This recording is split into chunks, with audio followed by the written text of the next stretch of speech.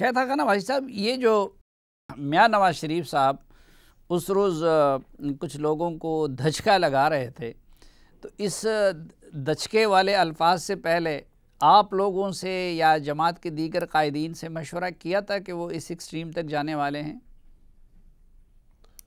نہیں، اس میں کوئی دھچکے کی بات نہیں تھی، اور نہ ہی میں اس کو ایکسٹریم کی بات سمجھتا ہوں۔ میاں نواز شریف 3 دفعہ ملک کے وزیر اعظم رہے ہیں۔ میں نہیں سمجھتا ہوں کہ کسی بھی سیاسی شخصیت نے اتنی لمبی اننگز پاکستان کی سیاست میں کھیلی ہو، اور ہم ایک حقیقت بھول جاتے ہیں کہ میاں صاحب صرف 5 سال پنجاب کے وزیر اعلیٰ رہے، اور 9 سال وزیر اعظم رہے۔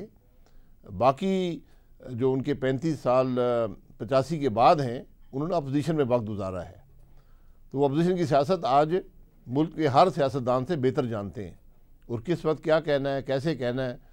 میں سمجھتا ہوں کہ وہ اس سینسٹیوٹی سے بڑی اچھی طرح واقف ہیں، تو انہوں نے ایک طریقے سے اس معاملے کو بیان کر دیا، جو یقیناً میں نے پہلے بھی کہا کہ ایک منفرد انداز تھا، تو اس میں دھچکے نہیں ہوتے۔ یہ ایک بات انہوں نے کر دی ہے، اس کو قبول کیا گیا ہے، اور اب ہم نے وہاں سے آگے چلنا ہے۔ لیکن یہ اعتراض ہو رہا ہے کہ بات تو جمہوریت کی جا رہی ہے، لیکن پیپلز پارٹی کی قیادت ہو یا پھر آپ کی قیادت ہو، وہ 3 مرتبہ وزارت عظمیٰ اور اپوزیشن کے تجربوں کے باوجود اپنی پارٹی کے اندر جمہوری کلچر نہیں لا سکے اور مشاورت نہیں کرتے ہیں۔ اس سے پہلے جب وہ آرمی چیف کے ایکسٹینشن کو ووٹ دے رہے تھے اور آپ جیسے لوگ ان کے لیے قربانیاں دے رہے تھے، جیلوں میں تھے، تو کیا آپ لوگوں سے اس بیانیے کے لیے مشاورت کی گئی تھی؟ دیکھیں، مشاورت ہر معاملے میں ہوتی ہے، اور اس میں جتنی مشاورت شاید اور جس سطح کی مشاورت پاکستان مسلم لیگ نون میں ہوتی ہے، شاید کسی اور سیاسی جماعت میں نہیں ہوتی۔ تو ہر معاملے میں مشاورت ہوتی ہے۔ جو ایکسٹینشن کا معاملہ تھا اس میں بھی مشاورت ہوئی۔ میں اس مشاورت میں شریک نہیں تھا، میں نے اپنی رائے کا، چونکہ میں جیل میں تھا، لیکن میں نے اپنی رائے کا اظہار کر دیا تھا ایک خط کے ذریعے، اور اس کے بعد جو فیصلہ ہوا وہ سب کا فیصلہ ہے، اس میں کوئی دو رائے نہیں ہے۔ لیکن مشاورت یقینی طور پر مشاورت ہوئی، اور کافی ایکسٹینسو، یعنی کافی عرصے تک مشاورت ہوئی، اس پر ایک فیصلہ ہوا۔ اور یہ جو ابھی فیصلہ درست تھا یا غلط تھا۔ انقلابی یا جو جارحانہ رویہ اپنایا گیا ہے، تو اس میں آپ کی مشاورت اور آپ لوگوں کی مشاورت شامل تھی؟ جی بالکل، یہ جو مشاورت تھی کہ پی ڈی ایم کیا کرے گی، پی ڈی ایم کا بیانیہ کیا ہوگا، پی ڈی ایم کیا چاہتی ہے، اس سب باتوں میں مشاورت شامل ہے۔ اور جیسے میں نے پہلے کہا کہ جو بیانیہ ہے اس کو بیان کرنے کا طریقہ مختلف ہو سکتا ہے، لیکن بیانیے پہ پی ڈی ایم کے اندر کوئی اختلاف نہیں ہے۔ تو اس پر بھی مشاورت ہوتی رہی کہ پارٹی کے اندر کہ ملک کے مسائل کیا ہیں، آج جو مشکل میں ملک کے وجوہات کیا ہیں، یہ سب باتیں ہوئی ہیں اور ہوتی رہتی ہیں جماعت کے اندر۔ بیانیہ کیا ہے؟ یہ بیانیہ کا لفظ آج کل ہماری سیاست اور صحافت میں بہت عام ہو گیا ہے، لیکن اگر آپ بیان کریں 2-3 فقروں میں، تو پی ڈی ایم کا بیانیہ کیا ہے؟ یہ صرف حکومت کا خاتمہ ہے، ری الیکشن ہے، اسٹیبلشمنٹ کا سیاست میں مداخلت کا خاتمہ ہے؟ کیا بیانیہ ہے جس پہ اتفاق ہے؟ دیکھیں، بیانیہ تو ہر ٹاک شو میں مختلف بیانیہ سمجھا جاتا ہے، لیکن پی ڈی ایم کا بیانیہ، پاکستان مسلم لیگ نون کا بیانیہ بڑا واضح ہے اور بڑا سادہ ہے کہ ملک کو آئین کے مطابق چلنا چاہیے، بس اس کے علاوہ کوئی بات نہیں ہے۔ اب وہاں پر کیسے پہنچنا ہے، وہ راستے ہر شخص کو بیان کرتا ہے کہ وہ سمجھتا ہے کہ اس ہدف تک ہم کیسے پہنچیں گے، اور اس ہدف میں بہت سی باتیں ہیں جس پر مشاورت ہوتی رہتی ہے کہ وہاں پر ہم کیسے پہنچیں گے۔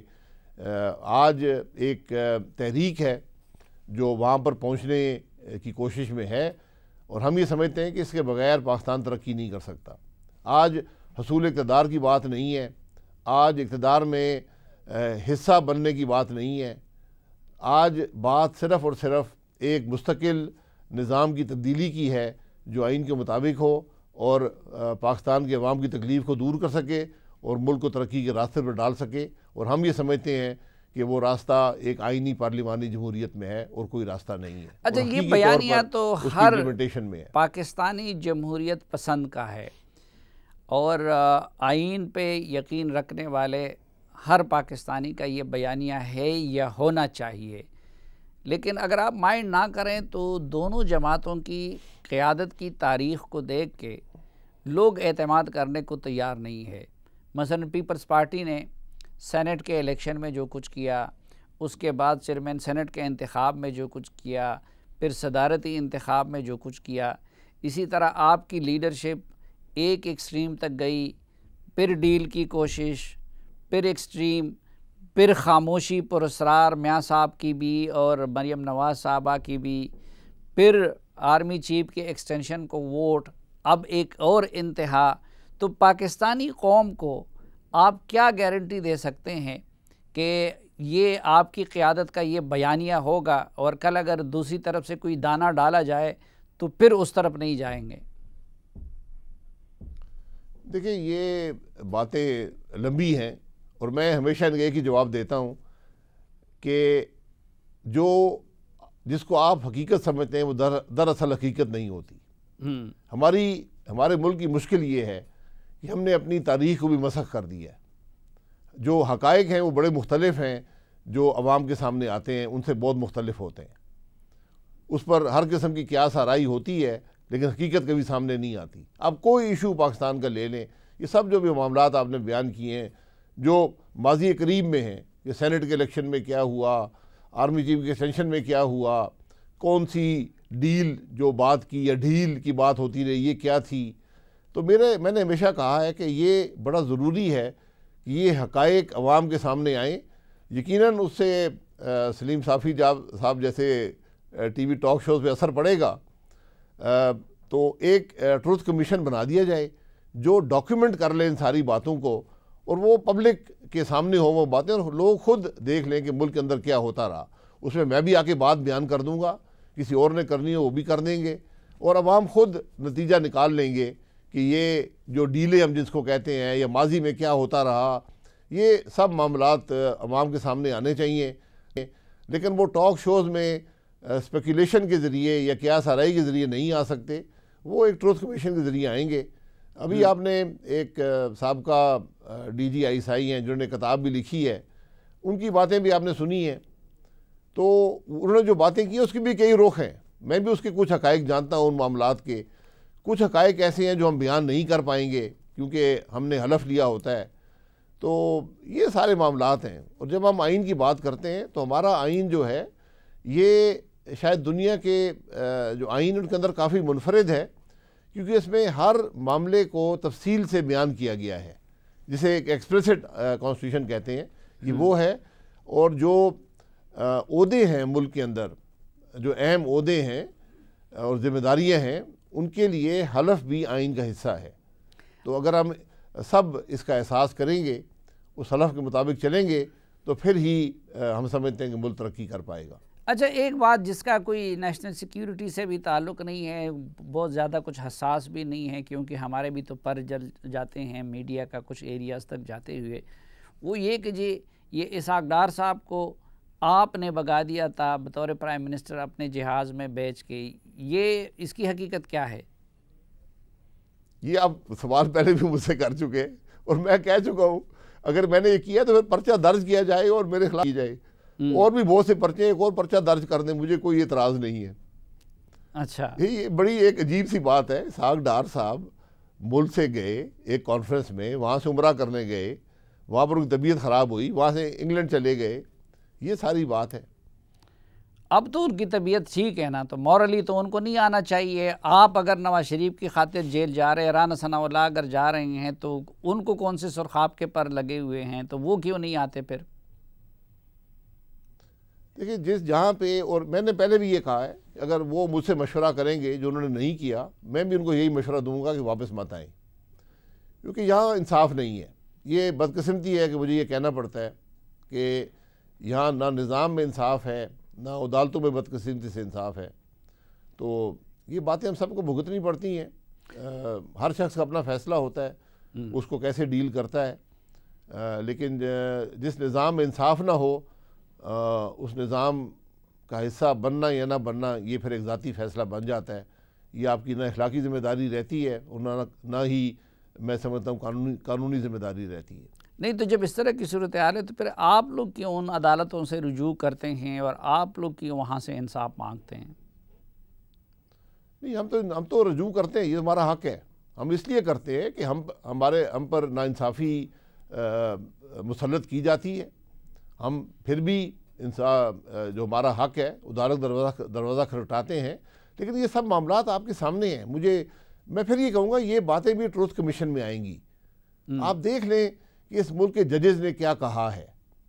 آپ یہ دیکھ لیں کہ ایک چلتی ہوئی حکومت کو، ایک وزیر اعظم کو اعلیٰ ترین عدلیہ نے خود ٹرائل کورٹ بن کر ایک ویزے پر نکال دیا اور حکومت توڑ دی. اس کا عدالتیں جو ہوتی ہیں وہ پریسیڈنٹس پر چلتی ہیں کہ کیا دنیا میں فیصلے ہوئے، کیسے ہوئے. تو اگر جب ہم ایسے پریسیڈنٹ سیٹ کریں گے، اب یہ جج ارشد ملک صاحب جو وفات پا گئے ہیں، اللہ ان کی مغفرت فرمائے، آمین، ان کا معاملہ آپ دیکھ لیں کہ آج 1 سال سے زیادہ ہو چکا ہے. ان کے حقائق سب کے سامنے آئے ہیں. ان کو نکال دیا لاہور ہائی کورٹ نے کہ انہوں نے بلیک میل ہو کر فیصلہ دیا ہے. فیصلہ برقرار ہے. یہ انصاف کا نظام ہے. آپ اسی عدالت کے اسی بینچ کے دو فیصلے دیکھیں، آپ کو مختلف فیصلہ ملے گا. آپ کے اپنے ٹی وی چینل کے جو مالک ہیں شکیل الرحمان صاحب، کیا ان کے ساتھ انصاف ہوا؟ کیا لوگوں کی باتیں نظر نہیں آتی؟ ان کے ساتھ انصاف نہیں ہوا، لیکن تانا ہمیں یہی ملتا ہے کہ جی ان کو تو شاہد خاقان عباسی صاحب اور خورشید شاہ نے ہی چنا تھا پورے ملک میں اس چیئرمین نیب کو. یار چنا تھا تو ہم معافی مانگتے ہیں اور مانگ چکے ہیں پاکستان کی عوام سے. بات چننے کی نہیں ہے. ہم نے تو جو نام آئے تھے ان کو دیکھا. ایک صاحب سپریم کورٹ کے جج تھے، ڈسپیئرڈ پاکستانی کمیشن کے بھی ہیڈ تھے، پتہ نہیں اور کون سے کمیشن کے ہیڈ تھے. ہم نے کہا بھائی سپریم کورٹ کا جج ہے، ہم نے لگا دیا. اب وہ جو اس کے معاملات ہیں وہ اب ان کو بھگتنے پڑیں گے. جواب تو ان کو دینا پڑے گا نا. یہ حقیقت ہے کہ وہ بلیک میل ہو رہے ہیں اور اس کے تحت ان سے فیصلے کروائے جا رہے ہیں. جس قسم کے وہ کام کر رہے ہیں، میں نہیں سمجھتا ہوں کہ کوئی شخص بھی جو سپریم کورٹ کا جج رہا ہو، قانون کو جانتا ہو، وہ قانون کی اتنی بڑی خلاف ورزی کر سکتا ہے. میں آپ کو کون سی باتیں بتاؤں، ساری آپ کے سامنے ہیں. شکیل الرحمان صاحب سے لے کر جو شہباز شریف صاحب کا معاملہ ہے، جو ہم سب کے معاملات ہیں، اور جو کیس بنے اب تک ان کی حقیقت آپ ملاحظہ کر لیں. جو کیس نہیں بنے ان کو دیکھ لیں کہ جو واضح کرپشن کے الزام ہیں ان پر نیب کوئی حرکت میں نہیں آتا. شاید صاحب یہ سب میرے سامنے ہے، لیکن حقیقت یہ کہ ایک بات میرے سامنے نہیں ہے اور میں اس کی حقیقت نہیں جانتا کہ تقریباً 1 سال تک محترمہ مریم نواز صاحبہ کی ٹویٹ مکمل کیوں خاموش رہی اور میاں صاحب کیسے خاموش رہیں، اور کہا جا رہا تھا کہ ان کی بیماری بہت زیادہ شدید ہے اور پھر اچانک وہ دونوں گویا ہوئے. یہ مجھے سمجھ نہیں آئی. دیکھیں، مریم نواز صاحبہ جیل میں تھیں، کنوکٹ ہوئیں. یہ اب ان کا فیصلہ ہے کہ وہ سیاست میں کتنا حصہ لیں گی. نہ وہ پارلیمان کا حصہ ہیں اور پچھلے سال تک وہ پارٹی کا بھی کوئی عہدیدار نہیں تھیں. تو وہ جو سیاست کریں گی یہ ان کا فیصلہ ہے یا جماعت فیصلہ کرے گی. میاں نواز شریف صاحب رپورٹیں بڑی واضح ہیں جب وہ ملک سے گئے ہیں. جو آج بھی ان کی صحت کی کنڈیشن ہے وہ بھی سب کے سامنے ہے. اب اگر وہ جو آدمی بیمار ہوتا ہے وہ یقیناً بات بھی کرتا ہے، وہ کھانا بھی کھاتا ہے، وہ چہل قدمی بھی کرتا ہے. پاکستان کے شہری ہیں اور میں سمجھتا ہوں کہ پاکستان کی سیاست میں حصہ لینا ان کا حق ہے. اس حق سے ان کو کوئی محروم نہیں کر سکتا. لیکن ہم نے عدالتی حکم پہ ان کو حکومت سے نکالا، عدالتی حکم پر ان کو سیاست سے علیحدہ کیا. لیکن ہم یہ بھول گئے کہ سیاسی آدمی جو ہے اس کو سیاست سے علیحدہ صرف عوام کر سکتے ہیں، کوئی اور نہیں کر سکتا.